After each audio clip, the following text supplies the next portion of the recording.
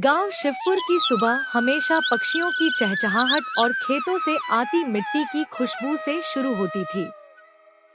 हर घर में कोई न कोई काम में जुट जाता, कोई दूध निकालता, कोई चूल्हे पर रोटियां सेंकता। उसी गांव के किनारे एक छोटा सा घर था, हरिराम कुम्हार का।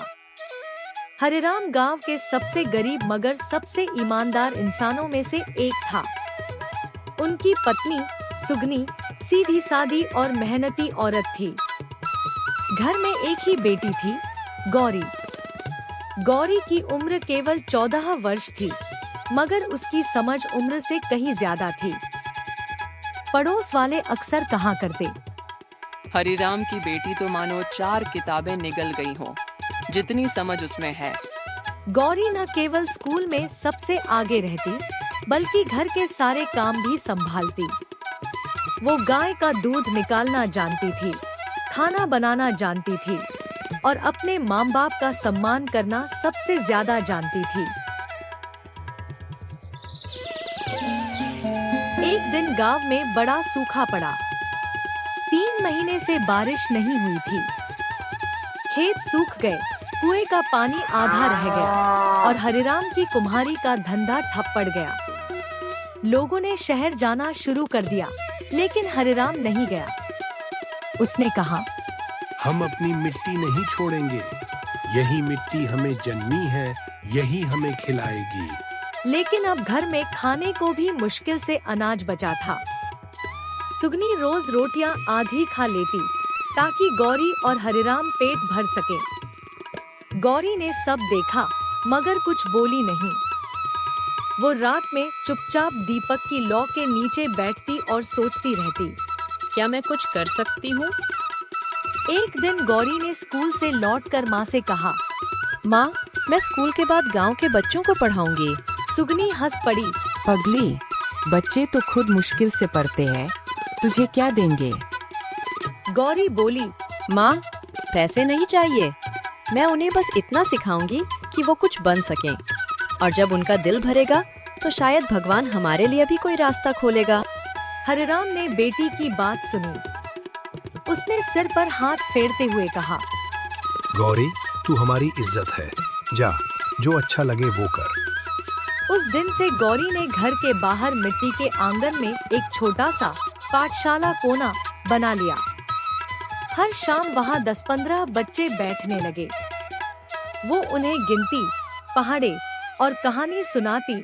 ईमानदारी का फल, मेहनत की जीत जैसी बातें। धीरे धीरे गांव के लोग प्रभावित होने लगे। लोग कहने लगे, हरिराम की बेटी तो गांव की मास्टरनी बन गई। कुछ महीनों बाद गांव में जिला अधिकारी निरीक्षण पर आए। उन्होंने देखा कि गांव के बीच में एक लड़की बच्चों को झोपड़ी में पढ़ा रही है। उन्होंने पूछा, बेटी, तुम कौन हो? ये स्कूल कौन चलाता है? गौरी ने नम्रता से कहा, मैं गौरी हूँ, हरिराम कुम्हार की बेटी। कोई स्कूल नहीं, बस बच्चों को पढ़ाना अच्छा लगता है। अधिकारी उसकी बातों से प्रभावित हुए।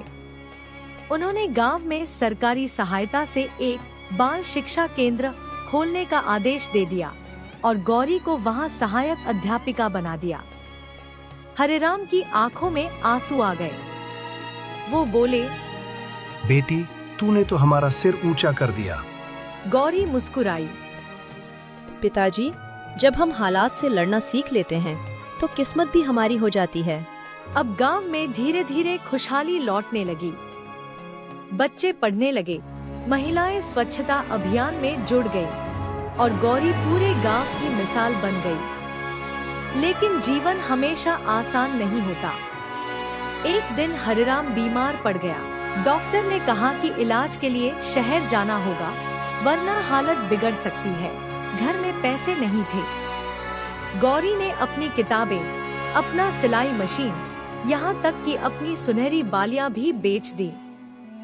सुगनी ने मना किया, बिटिया, यह तेरे भविष्य की निशानी है।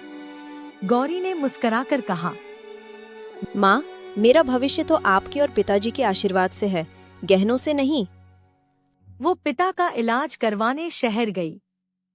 3 महीने के संघर्ष के बाद हरिराम पूरी तरह ठीक हो गया। जब वो गांव लौटे तो सबने कहा, हरिराम, तेरी बेटी ने चमत्कार कर दिया। एक दिन गांव में एक व्यापारी आया। वो गौरी के पास आया और बोला, मैं अपने स्कूल के लिए एक अध्यापिका ढूंढ रहा हूँ। वेतन 5,000 रुपए महीना मिलेगा। चलो मेरे साथ शहर। सुगनी बहुत खुश हुई, बिटिया ये तो बड़ी बात है। लेकिन गौरी ने शांत स्वर में कहा, धन्यवाद, पर मैं गांव नहीं छोड़ सकती। व्यापारी हैरान हुआ। क्यों? यहाँ क्या रखा है? गौरी बोली, यहाँ मेरे बच्चे हैं जो पढ़ना सीख रहे हैं। अगर मैं शहर चली गई तो ये फिर अंधेरे में रह जाएंगे।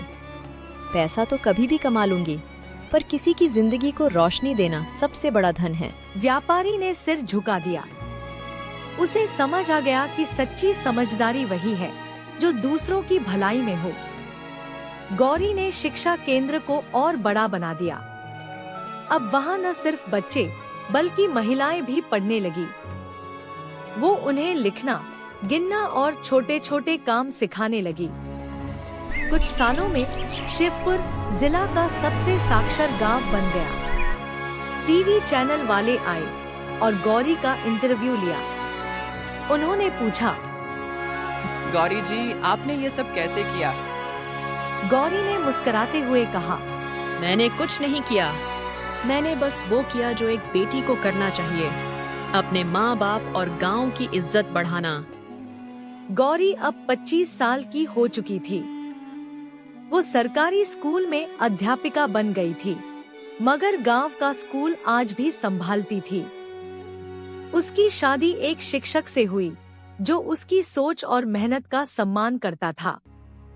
शादी के दिन जब हरिराम ने बेटी के सिर पर हाथ रखा तो उसकी आंखों से आंसू निकल पड़े। वो बोला, बेटी, लोग कहते हैं बेटा बुढ़ापे का सहारा होता है, पर तूने साबित कर दिया कि बेटी समझदार हो तो वो माँ बाप का आसमान होती है। गौरी की कहानी पूरे जिले में फैल गई। लोग कहते थे, अगर हर घर में एक गौरी हो जाए तो समाज कभी अंधकार में नहीं रहेगा। उसने यह साबित कर दिया कि समझदारी केवल किताबों से नहीं आती, दिल की सच्चाई और दूसरों की भलाई से आती है।